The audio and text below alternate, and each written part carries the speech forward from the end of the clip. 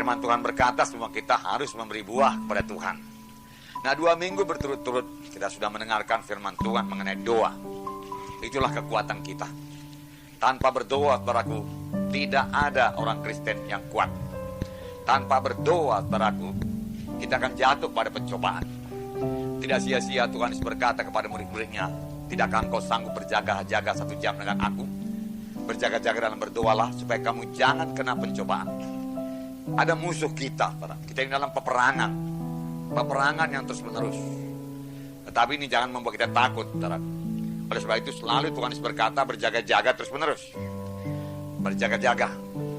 Karena musuh kita itu, saudaraku, setan, iblis, ya. Dia kejam, ya. Dia mau merusak, membunuh, membinasakan. Nah, oleh sebab itu kita harus berjaga-jaga dan berdoa. Dia tiap hari berdoa. Amin, saudaraku. Roh Kudus akan memimpin kita dalam berdoa. Jangan lewatkan 1 hari pun tanpa doa. Hari tanpa doa adalah hari tanpa kemenangan.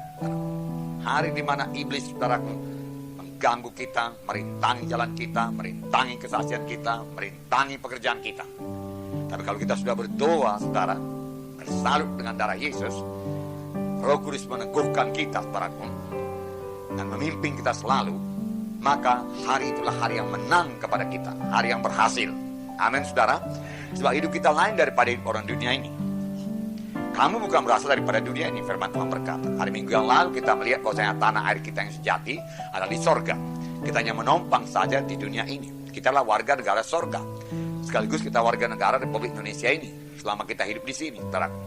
Nah, sebagai warga negara sorga, saudaraku, kita punya hak untuk bersekutu dengan Bapa kita di sorga dalam doa yang indah, doa yang bersekutu dengan Tuhan. Amin, saudara. Jadi, saudaraku, tetap berdoa. Amin, saudara. Di samping itu, satu perkara yang penting lagi, saudaraku, kita harus, saudaraku, membaca firman Tuhan juga tiap-tiap hari. Ini makanan rohani kita. 1 Petrus 2:2 berkata, sebagai kanak-kanak yang baru lahir, hendaklah kamu, dikatakannya, ya, rindu akan susu yang sejati, yaitu firman Tuhan, supaya kamu bertumbuh dengan baik. Supaya kamu bertumbuh dengan baik. 1 Petrus 2:2, saudara. Harus lapar dan haus akan firman Tuhan. Amin, saudara. Lapar dan haus. Kalau anak-anak tidak lapar dan haus lagi akan firman Tuhan, maka orang tuanya berkata, ada sakitnya anak ini. Nggak mau minum susu dia, ada sakitnya. Demikian juga secara rohani. Kalau kita tidak lapar dan haus lagi akan firman Tuhan ini, saudaraku, mulailah, saudaraku, kelemahan-kelemahan berlaku atas kita. Jalannya, saudaraku, menyangkal diri. Menyangkal diri. Nah, saudaraku, seperti membaca koran. Kita ini kaum bapak suka baca koran. Tidak ada salahnya, saudaraku, ya. Sepanjang kita menyediakan waktu kita untuk membaca firman Tuhan, amin. Ya, kalau koran melulu juga, saudaraku, sebagai anak-anak Tuhan, saudara, kita akan menjadi khawatir karena berita koran itu berita menakutkan, berita negatif. Ya, tapi berita firman Tuhan berita positif, berita yang membangunkan iman, meneguhkan kita. Nah, oleh sebab itu kita sangkal diri kita, saudaraku, mula-mula untuk membaca firman Tuhan ini. Makan daripada firman Tuhan, sarapan daripada firman Tuhan, yang akan membuat kita kuat di dalam Tuhan sepanjang hari itu, saudara. Dalam Yeremia 15 ayat 16, saya membacakan kepada saudara.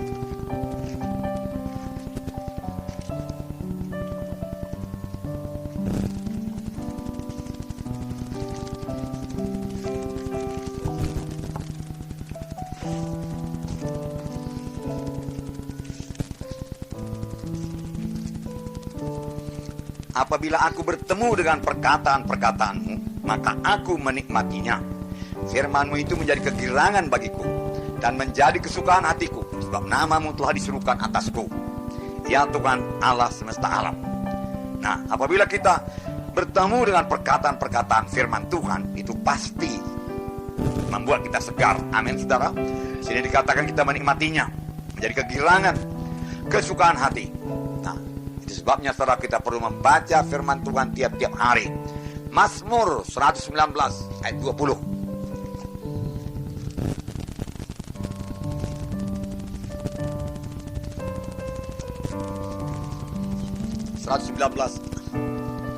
ayat 20, saya bacakan pada saudara.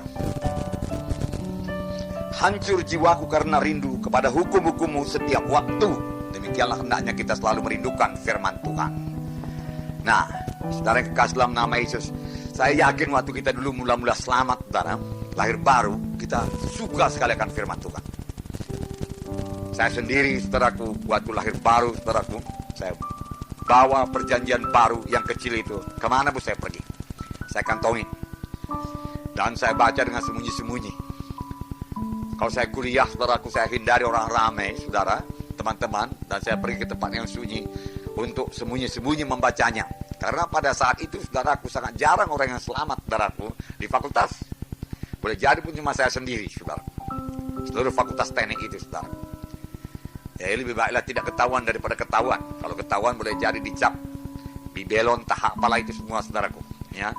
Dan memang kemudian dia mencap saya demikian juga buat teman-teman itu. Tapi saya tidak peduli, saudaraku. Sepanjang saya bisa membaca firman Tuhan. Rindu. Juga kadang-kadang saya rindu pulang ke rumah untuk berdoa.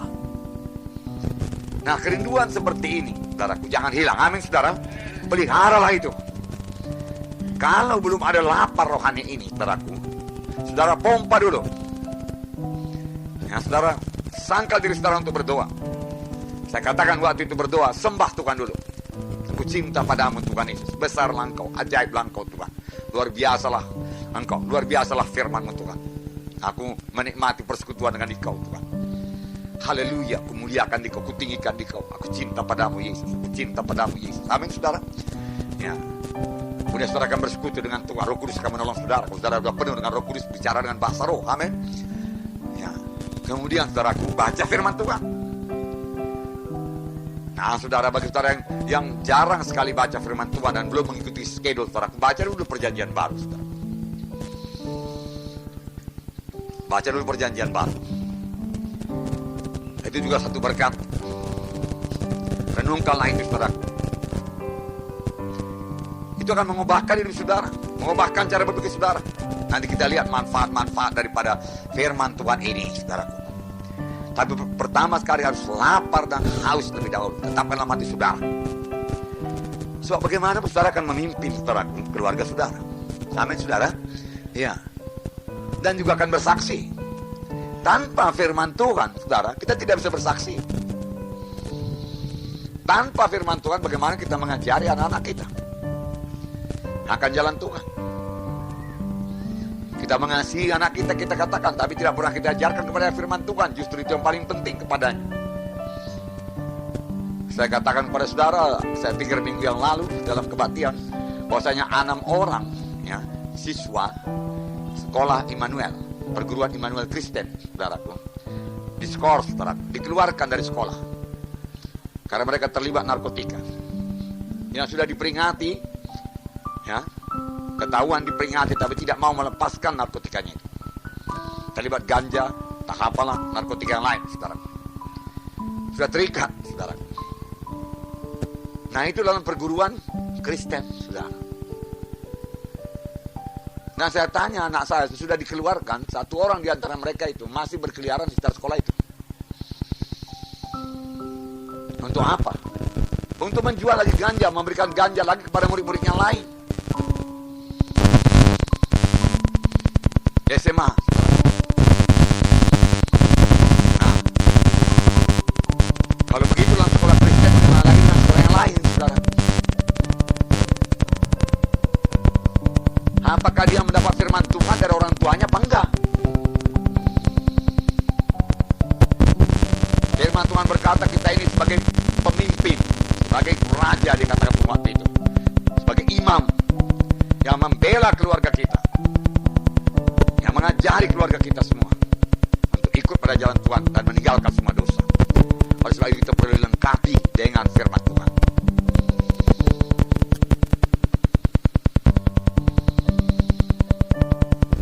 Nah, puji Tuhan dan syukurlah saudaraku, anak kami di sana, saudaraku, mengajukan satu proposal kepada kepala sekolah supaya diadakan satu pertemuan yang namanya kreativitas pemuda-pemudi. Proposal itu, saudaraku, dan nanti salah satu acaranya yaitu mendengarkan firman Tuhan mengenai penyalahgunaan narkotika. Akibat-akibatnya bagaimana?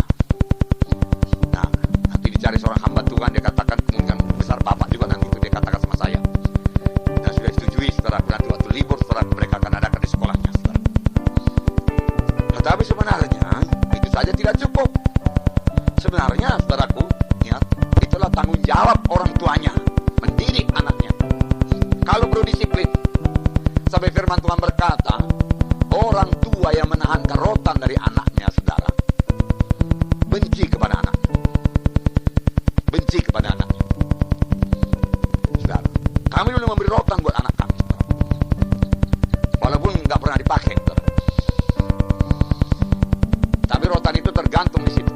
Nakku, kalau kau tidak patuh, tidak disiplin, tidak mau belajar, ini rotan tersedia. Kami akan rotan engkau. Karena firman Tuhan berkata, kalau kami menahan kerotan ini daripadamu, kami benci kepadamu.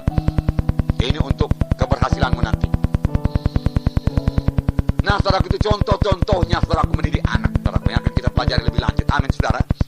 Bahkan firman Tuhan Ulangan pasal 6 itu berkata, ajarkanlah itu kepada anak.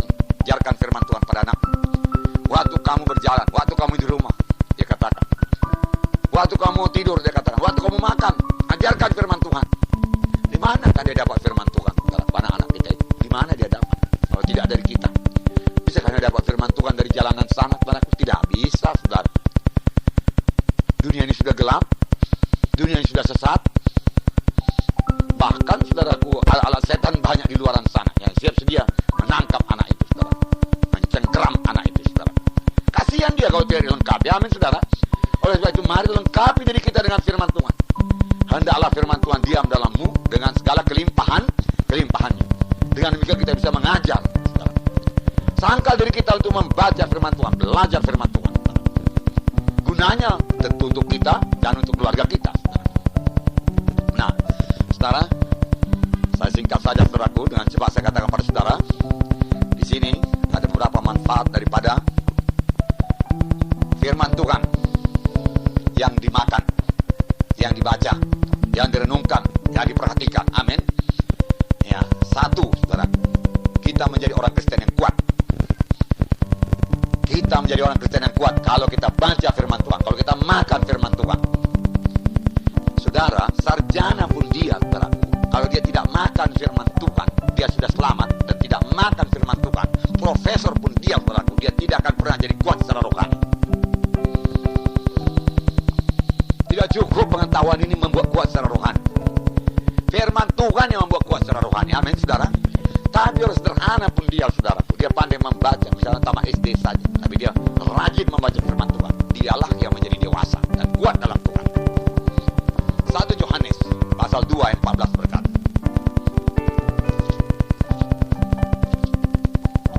1 Yohanes pasal 2 ayat 14, aku menulis kepada kamu, hai anak-anak, karena kamu mengenal Bapa. Inilah mula-mulanya anak-anak saja kita, karena kita mengenal Bapa, kenal Tuhan ini sebagai Tuhan dan Juru Selamat. Kemudian, aku menulis kepada kamu, hai Bapa-Bapa, karena kamu mengenal Dia yang ada dari mulanya. Aku menulis kepada kamu, hai orang-orang muda, karena kamu kuat. Mengapa kuat? Saya bacakan. Aku menulis kepada kamu, hai orang-orang muda, karena kamu kuat dan firman Allah diam dalam kamu, dan kamu telah mengalahkan yang jahat. Kamu kuat karena firman Allah diam dalam kamu. Amin. Kalau kita baca firman Tuhan, maka firman Tuhan diam dalam kita. Itulah yang membuat kita kuat menghadapi dunia ini, supaya kita jangan terikut, saudaraku. Dan kamu bisa mengalahkan si jahat. Karena dengan mudah kita berkata, ada tersurat. Sama sebagaimana Tuhan Yesus berkata kepada setan, ada tersurat, dan setan mundur. Karena apa? Karena Tuhan Yesus mengucapkan firman Tuhan. Jadi ada tersurat itu yang berkuasa, buat kita kuat. Efesus pasal 6 ayat 10 berkata, hendaklah kamu kuat dalam Tuhan.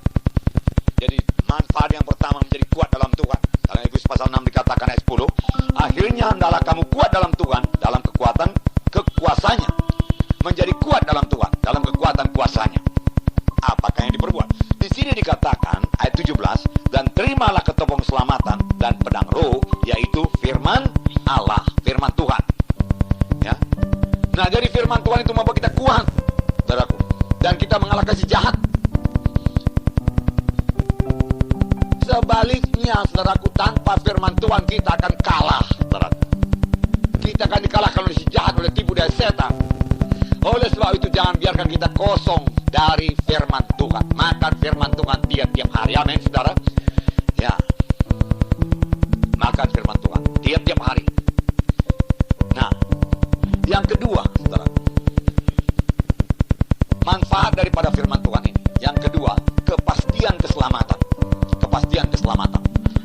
Bertambah kita membaca firman Tuhan, kita bertambah pasti akan keselamatan kita. Setan penipu.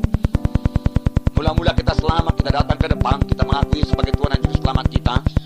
Sebab firman Tuhan berkata, percaya dengan hati dan mengaku dengan mulut, maka kamu akan selamat. Sukacita sudah. Tetapi kemudian belum sampai hari Minggu berikutnya, setan berkata, enggak betulnya kau selamat. Emosi kau sajanya itu. Nah, sekarang kan hilang sukacitamu. Tepat pula pada waktu itu hilang pula memang sukacita kita. Lalu, saudara kita mulai bimbang, benarkah aku selamat atau tidak? Tapi kalau kita punya firman Tuhan, ya tidak akan bimbang. Amin. Kita mengetahui bahwa keselamatan itu karunia Tuhan. Dari mana kita tahu? Dari firman Tuhan.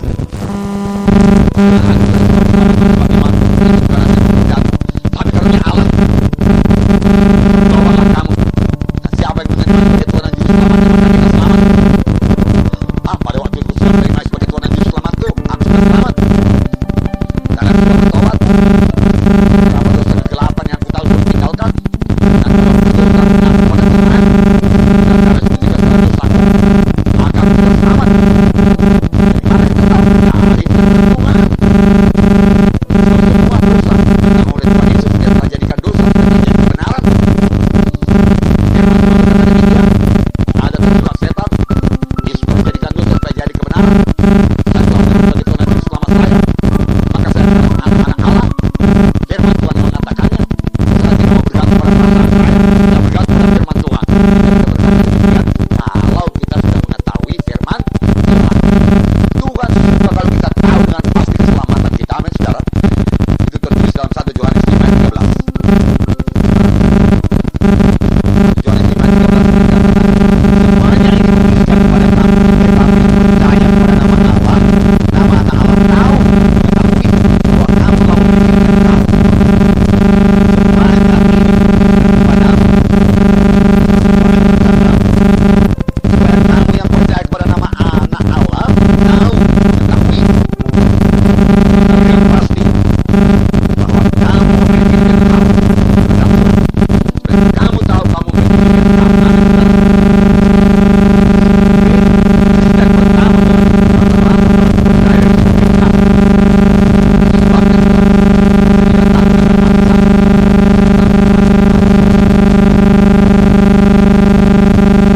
Dia berani menghadapi kematian. Kenapa Tuhan tidak tahu dalam dia meninggal dunia itu telah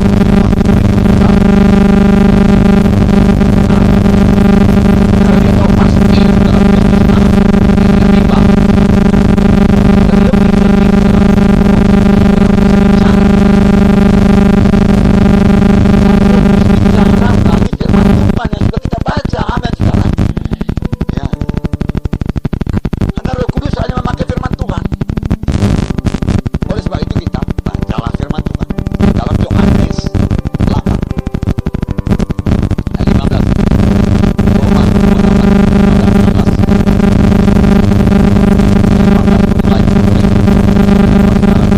semua orang yang diberi roh Allah adalah anak-anak Allah. Amin. Semua orang yang diberi roh Allah adalah anak-anak Allah. Ini berarti semua anak-anak Allah dipimpin oleh roh Allah. Saudara dan saya dipimpin oleh roh Tuhan. Amin. Ya. Dia menghidupkan firman Tuhan, dipimpin segala kebenaran firman Tuhan berkata. Ayat 15. Sebab kamu tidak menerima roh perbudakan yang membuat kamu menjadi takut lagi, tetapi kamu telah menerima roh yang menjadikan kamu anak Allah. Oleh roh itu kita berseru, ya Aba, ya Bapa. Roh itu bersaksi bersama-sama dengan roh kita bahwa kita adalah anak-anak Allah. Dari mana kita tahu? Roh Tuhan bersaksi berkata kepada roh saya, engkau sudah selamat. Nah, roh itu kemudian memimpin pada segala kebenaran menurut ayat-ayat yang tepat buat kita. Nah, jika kita tidak bimbang keselamatan jiwa kita, kita tahu pasti. Tapi ini semua saya tetap lakukan dari membaca firman Tuhan. Lalu kita mengetahui dengan pasti keselamatan jiwa kita. Mengapa? Karena firman Tuhan mengatakannya demikian. Dan diteguhkan lagi saudaraku oleh Rasul Yohanes.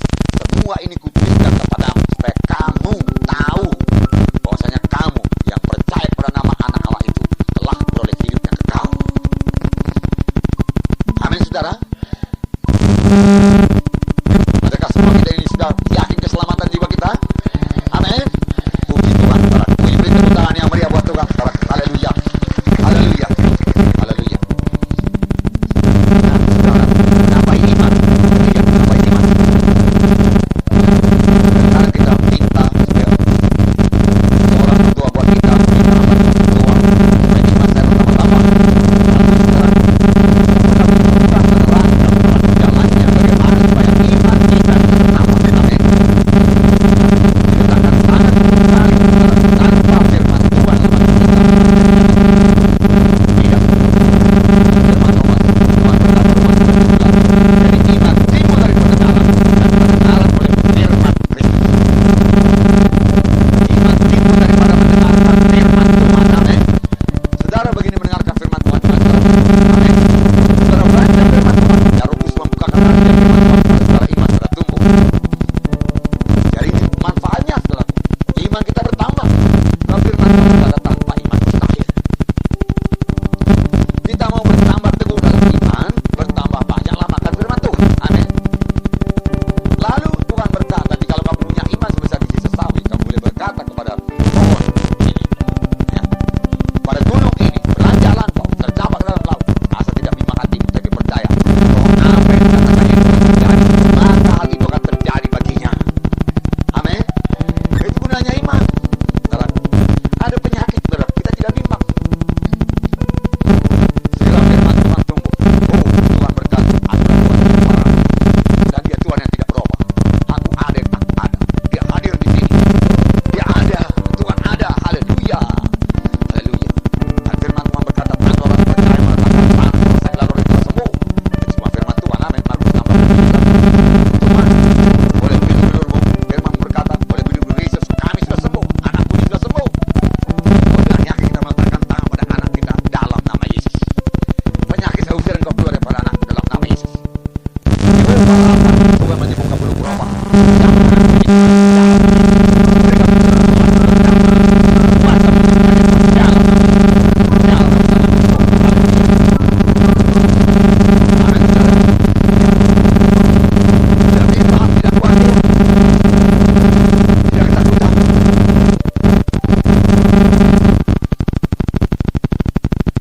Kami tadi bicara-bicara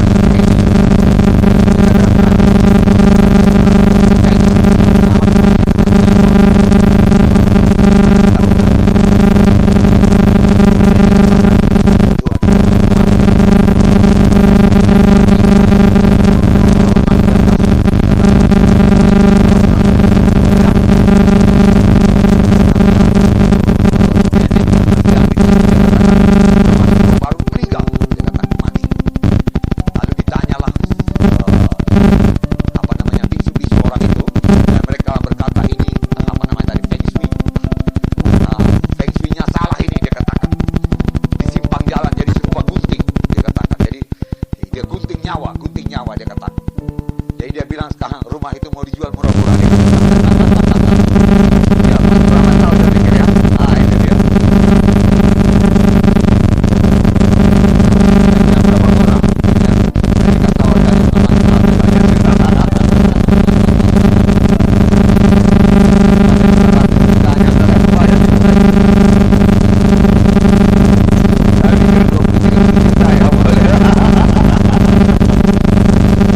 tidak persoalan sama kita, amin. Tidak persoalan.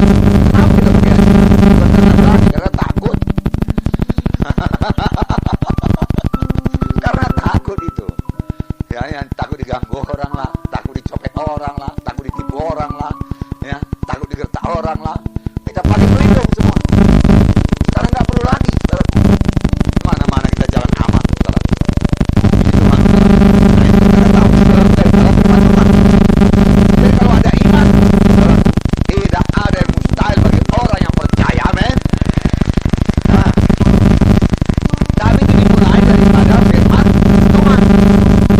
Lalu bertambah iman. Kemudian terakhir apa? Kita yakin bahwa kita dijawab Tuhan. Jalan yang benar. Ya. Mengapa kita yakin bahwa kita dijawab oleh Tuhan? Setelah kita membaca firman Tuhan, kita mengetahui kehendak Tuhan. Amin. Ya. Dari mana kita ketahui kehendak Tuhan? Memang Roh Kudus bisa bicara kepada kita. Tetapi yang terutama kita mengetahui kehendak Tuhan saudaraku dari firman Tuhan. Misalnya firman Tuhan berkata tidak ada persetujuan gelap dengan terang. Berarti kita harus membuangkan jimat kita. Tidak bisa dirukun. Ya. Nah, dari mana kita tahu doa kita dijawab Tuhan? Saudaraku, kita tahu doa kita dijawab Tuhan kalau permohonan doa kita itu menurut kehendak Tuhan. Amin. Ini tertulis 1 Yohanes 5 ayat 14-15. 1 Yohanes 5 14-15. Ya. 1 Yohanes 5 14-15 saya bacakan kepada saudara. Dan inilah keberanian percaya kita kepadanya, yaitu bahwa ia mengabulkan doa kita kalau kita mau minta sesuatu kepadanya menurut kehendaknya. Kalau kita minta segala sesuatu menurut kehendaknya, ia berikan. Kemudian dikatakan ayat 15, dan jikalau kita tahu bahwa ia mengabulkan apa saja yang kita minta, maka kita juga tahu bahwa kita telah memperoleh segala sesuatu yang kita minta daripadanya. Kalau kamu minta sesuatu kepada Tuhan dan kamu bertindak seolah-olah sudah kamu menerimanya, walaupun belum jadi kepada kamu, maka hal itu akan dijadikan padamu. Amin. Ya, seolah-olah kita sudah menerima, lalu kita bersuka cita. Haleluya Tuhan. Yang kumohonkan ini menurut kehendak-Mu Tuhan. Jadi pastilah Tuhan, Engkau sudah mengabulkan Tuhan. Haleluya Tuhan. Terima kasih Tuhan. Amin saudara. Nah, lalu firman Tuhan berkata bahwasanya Tuhan akan membawanya kepada kenyataan. Amin. Kepada kenyataan. Sesudah kita percaya, sama sebagaimana imanmu jadi pada. Jikalau kita minta sesuatu menurut kehendaknya, maka dia akan mengabulkan doa kita. Dan kalau kita tahu dia mengabulkan doa kita, kita tahu kita sudah memperolehnya sebelum kita mendapatkannya. Amin saudara. Kita sudah memperolehnya sebelum jadi kepada kita. Saya sudah sembuh sebelum saya sembuh.